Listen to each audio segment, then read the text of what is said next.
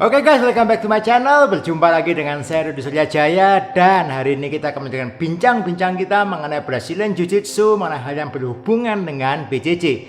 Dan satu pertanyaan yang ada pada hari ini adalah mengenai pertandingan yang ada di Brazilian Jiu-Jitsu.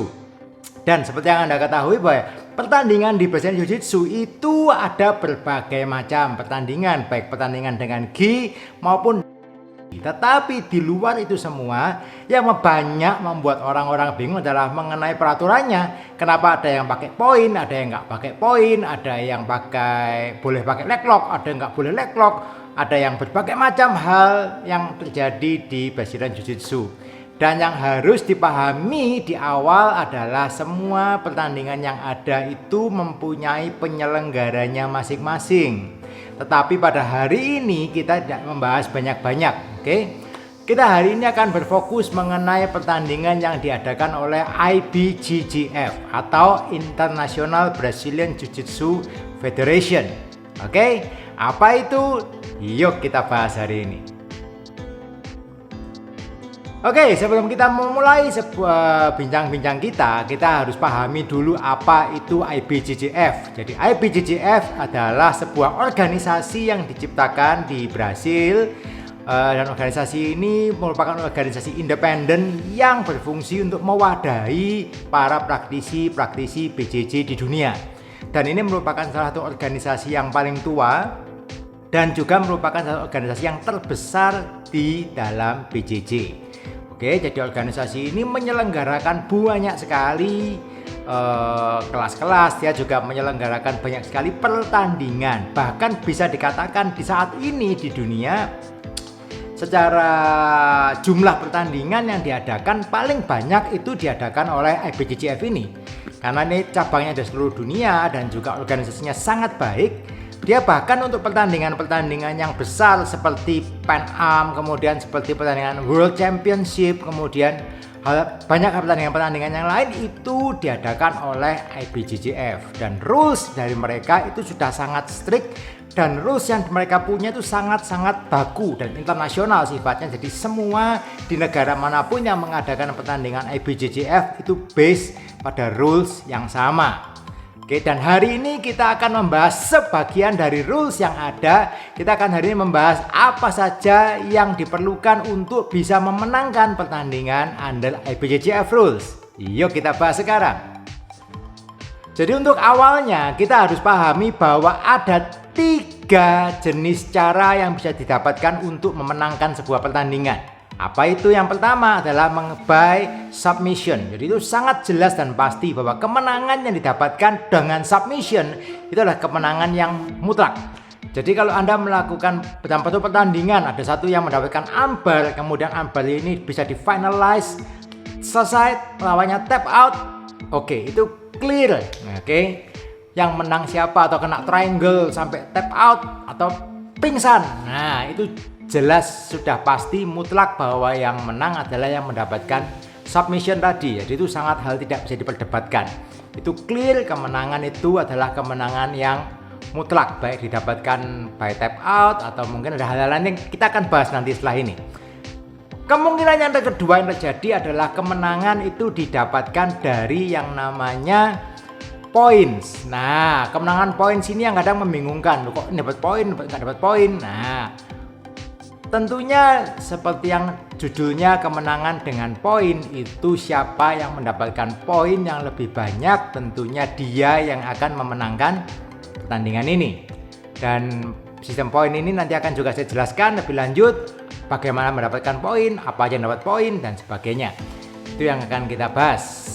Tapi ada kemungkinan yang ketiga adalah kita memenangkan sebuah pertandingan dengan yang namanya advantage. Advantage itu adalah nilai atau poin yang diberikan kalau kita melakukan sesuatu usaha dan itu tidak berhasil. Misalkan mau ngambil submission hampir kena, tetapi saat udah hampir kena tapi lawan bisa lolos. Oke, atau mungkin mau take down hampir kena tapi nggak jadi jatuh. Nah, itu namanya adalah advantage. Advantage ini hanya akan berlaku pada saat pertandingan ini nilainya draw. Tidak ada submission, kemudian nilainya sama, misalkan 5 dan 5, sama-sama 5 poinnya, maka wasit akan melihat yang namanya advantage yang dimiliki. Mungkin yang satu punya advantage tadi mau melakukan takedown dan gagal, tapi ada nilai advantage-nya, ya dia akan memenangkan pertandingan itu. Oke, jadi ada 3 cara untuk memenangkan pertandingan, by submission, by points, atau by advantage. Nah, kita akan lanjutkan pembahasan kita dengan membahas lebih lanjut mengenai masing-masing poin-poin tadi. Oke.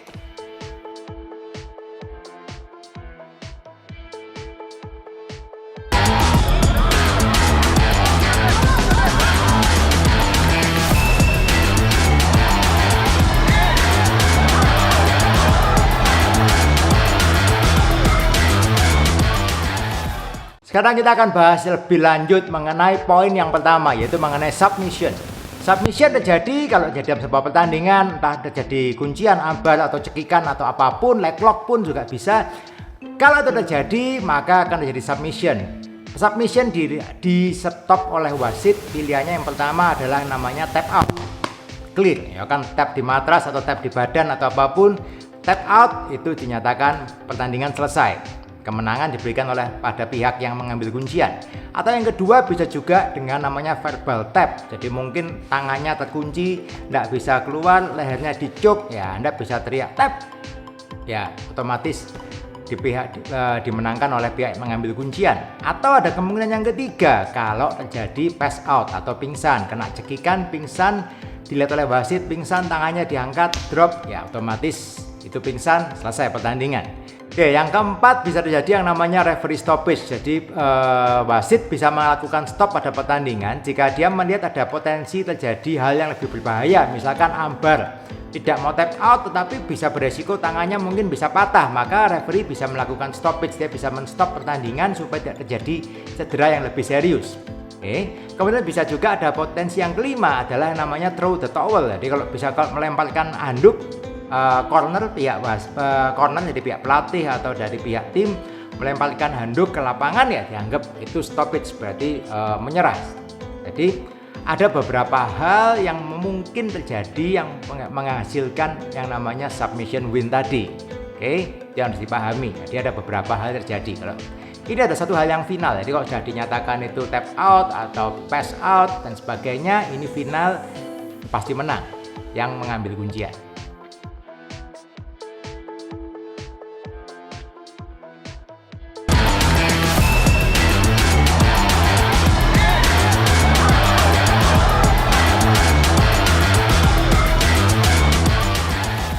Poin yang kedua adalah mengenai sistem poin. Nah, ini yang lebih panjang lebar. Jadi sistem poin di pertandingan-pertandingan BJJ under IBJJF rules itu terkadang orang bingung kenapa ini bisa kena poin, ini hitungan poinnya seperti apa. Nah, pada dasarnya poin diberikan untuk beberapa hal. Yang pertama, poin akan diberikan untuk yang namanya posisi. Jadi ada 2 posisi yang mendapatkan keuntungan poin yang paling besar, yaitu posisi mount dan posisi back. Jadi kalau posisi mount yang sempurna, diduduk di atas badan lawan secara sempurna, stabil, dan dalam hitungan 3 detik. Jadi Anda dapatkan mount harus bisa menstabilkan posisi minimal 3 hitungan wasit. Jadi kalau Anda lihat pertandingan seringkali wasit tangannya melakukan seperti ini, dia menghitung 1 detik, 2 detik, 3 detik, baru poin akan diberikan. Itu yang untuk posisi mount. Demikian juga dengan posisi back. Posisi back harus dalam posisi yang sempurna. Di tangan sudah posisi seat belt atau posisi pegang collar. Kedua kaki juga harus hook in kedua kakinya. Jadi itu wasit juga sama akan melakukan perhitungan 3. 1, 2, 3 detik baru poin akan diberikan untuk posisi tadi. Jadi posisi mount dan posisi back nilainya adalah 4 poin. Nah, selain posisi mount dan posisi back, ada hal lain juga yang mendapatkan poin. Poin terbesar yang nomor 2 adalah 3 poin yang akan diberikan kalau berhasil melakukan yang namanya passing atau melakukan passing the guard. Jadi melewati kedua kaki lawan itu akan mendapatkan 3 poin. Jadi setelah passing harus dapat mempertahankan posisi di samping. Jadi otomatis setelah mendapatkan passing, Anda pasti dapat posisi di side control. Jadi perlu diingat bahwa yang namanya side control tidak ada poinnya, tidak ada nilai untuk mendapatkan side control, tetapi passing melewati kaki lawan itu yang mendapatkan poin 3 poin. Tentunya setelah passing akan dihitung, mendapatkan posisi di side harus bisa maintain minimal 3 detik. 1, 2, 3 detik baru akan diberikan poin oleh wasit. Nah, setelah poin 3 ada lagi yang mendapatkan poin 2. Poin 2 diberikan yang pertama adalah untuk namanya take down. Jadi dari posisi semua fight harus dilakukan dari posisi standing. Jadi posisi standing dilakukan take down, double leg, single leg, atau bandingan-bandingan judo seperti Ungos, Taio Toshi, dan hal-hal Shionage dan hal yang lainnya, atau bandingan apapun selama itu legal yang dilakukan mengakibatkan lawan itu jatuh, itu akan mendapatkan 2 poin. Kemudian juga poin 2 akan diberikan untuk yang namanya sweep. Jadi kalau Anda di posisi yang misalkan Anda kena mount misalkan, tapi Anda bisa melakukan reversal, kemudian Anda bisa membalik posisi sampai Anda ada di atas, lawan Anda ada di bawah, dan sekali lagi maintain 3 detik, itu akan mendapatkan poin 2. Atau dari posisi cross guard Anda bisa melakukan sweep, scissor sweep, atau melakukan sweep yang lainnya, Anda juga akan mendapatkan poin 2. Itu yang bisa didapatkan. Kemudian satu lagi adalah yang namanya knee on belly. Jadi dari posisi side control, kalau Anda bisa naik reach ke posisi knee on belly, atau dari posisi yang lain ke knee on belly, itu akan mendapatkan juga poin 2 poin. Nah, poin-poin tadi yang diakumulasikan ya kan, otomatis siapa yang poinnya lebih besar, jika tidak jadi submission pada akhir pertandingan, yang poinnya lebih besar otomatis dia akan menang. Nah, persoalan akan timbul kalau terjadi yang namanya poinnya nilainya sama. Misalkan 5 poin, yang satunya juga punya poin 5. Otomatis harus dilihat yang namanya advantage. Nah, advantage-nya apa aja? Beberapa. Kita lihat sekarang.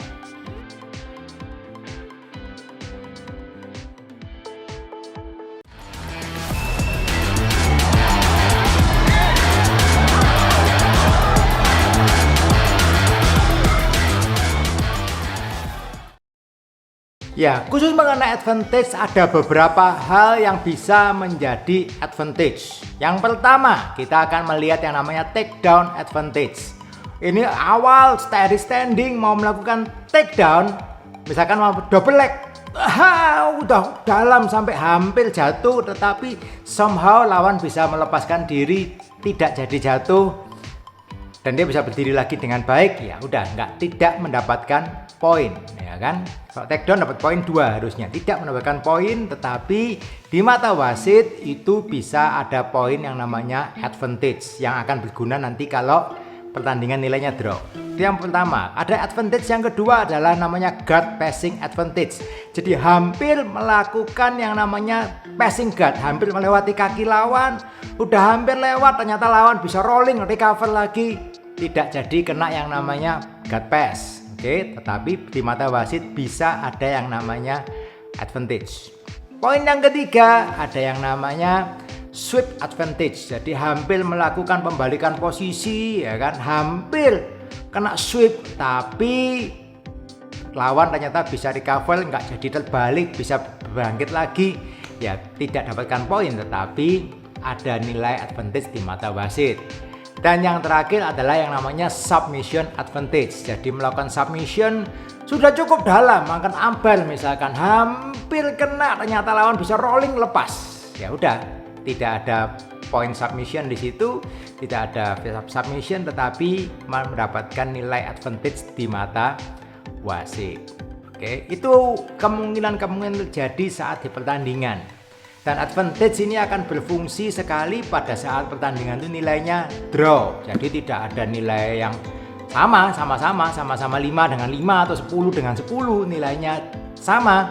Maka wasit akan melihat siapa yang mempunyai nilai advantage lebih banyak. Misalkan si A ini ternyata tadi berhasil melakukan ambal, hampir kena tapi lolos, ya dia mempunyai nilai advantage 1. Jadi itu yang membuat dia memenangkan pertandingan by advantage. Oke, itu yang harus dipahami. Tetapi advantage ini tidak terlalu menyenangkan. Kenapa? Advantage ini nilainya nilai yang kalau kita boleh ngomong gray area, karena hampir. Oke, hampir takedown itu di mata seorang A dan orang B itu bisa berbeda. atau mengenai kalau kita boleh ngomong hampir sweep atau hampir submission itu hampirnya itu belum tentu sama ya kan. Seorang mungkin bisa merasa bahwa tadi saya udah hampir sweep kok tidak dapat advantage ya. Itu karena sekali lagi yang namanya hampir itu abu-abu, mirip-mirip. Kadang ya kalau dilihat mungkin ini harusnya sudah hampir dapat advantage ini, tadi hampir submission. Nah, tapi di mata wasit atau di mata yang lain belum tentu itu submission. Oke, tetapi itulah pertandingan, tidak ada sesuatu yang bisa kita fixkan gimana, tetapi ya kalau paling enak ya kita memenangkan pertandingan itu dengan poin yang clear atau by submission, itu jelas kemenangannya pasti. Ya, itu sedikit bahasan saya mengenai peraturan-peraturan yang ada di IBJJF, bagaimana kita bisa memenangkan sebuah pertandingan under IBJJF rules. Jadi sekali lagi ada 3 hal yang bisa membuat kita memenangkan pertandingan, yaitu by submission, by point, atau by advantage. Oke. Dan sekali lagi ini baru sekelumit yang saya sampaikan dari buku tebel dari pembahasan dari rules booknya IBJJF. Tentunya ada banyak hal yang tercantum di dalam buku IBJJF yang belum saya bahas hari ini, karena banyak sekali, kalau bikin video bisa jam-jaman juga ya kan. Tapi saya bahas satu poin dulu aja, bagaimana caranya kita menang secara legal by peraturan yang ada di IBJJF book tadi. Oke, jadi kalau Anda memang bertanding di peraturan pertandingan BJJ di bawah peraturan IBJJF, pastikan Anda membaca lengkap buku rules book dari IBJJF tadi. Jangan sampai Anda berlatih susah-susah, Anda sudah berangkat pertandingan, Anda registrasi, ternyata saat Anda bertanding Anda mengalami kekalahan hanya karena Anda tidak mengetahui ada satu peraturan-peraturan tersebut. Ya kan, ada peraturan yang Anda tidak pahami, ternyata Anda kena rules tadi, Anda ternyata bisa kalah.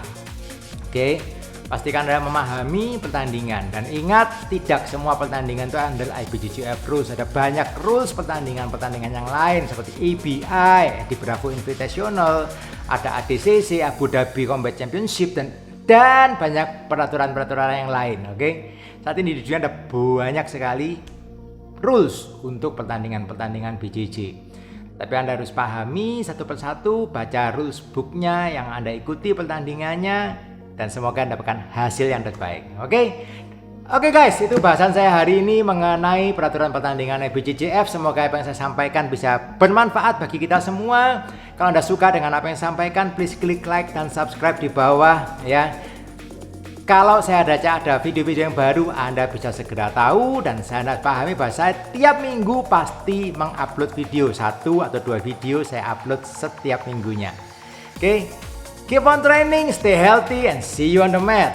Us.